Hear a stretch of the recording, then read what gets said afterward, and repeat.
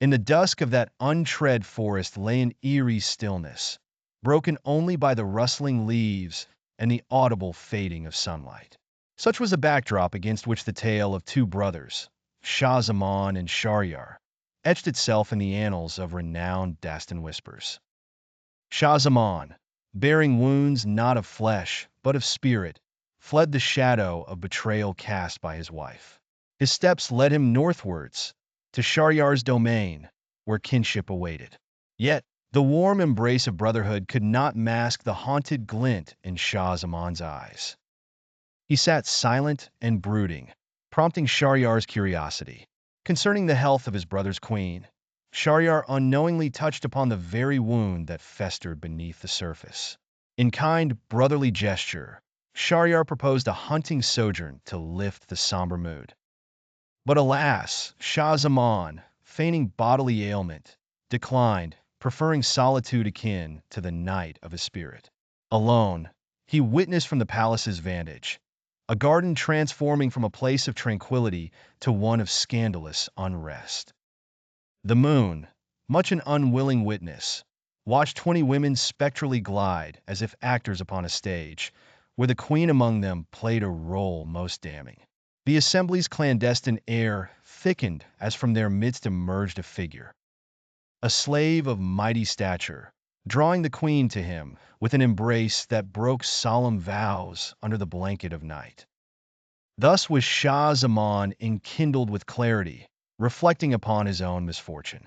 It was not his wife's betrayal alone, it seemed to him, but a nature within women to deceive.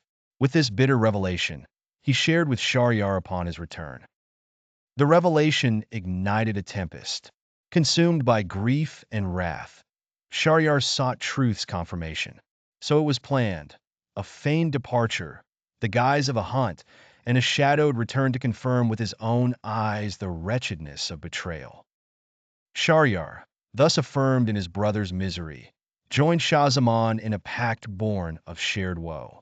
They would cast aside their crowns, abandoning the luxurious burdens of royalty for a life of ascetic simplicity, vowing only to dwell upon the misfortunes of others until one eclipsed their own sorrow. Their resolve led them, wanderers as if lost souls, to the heart of the forest, where fate wove a crueler thread. There, amid the dimming light, an unearthly roar swept through the chilling air. The brothers beheld a silhouette stretched along the moonbeam's path, transforming into a dark entity, a demon, whose appearance instilled terror. Seeking refuge, they clambered into the boughs, breath held and hearts rivaling in rhythm.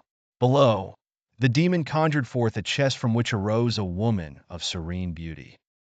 She, the demon's muse, was as untouched by the world's cruelty as the moon above, cherished not for her brilliance, but for an imagined purity. The tale unfurls, continuing into the shadowed corridors of what fate's hand writes next. Sorrow shared was no longer halved, but deepened, bound by an encounter with whatever tale the stars above quietly contemplated.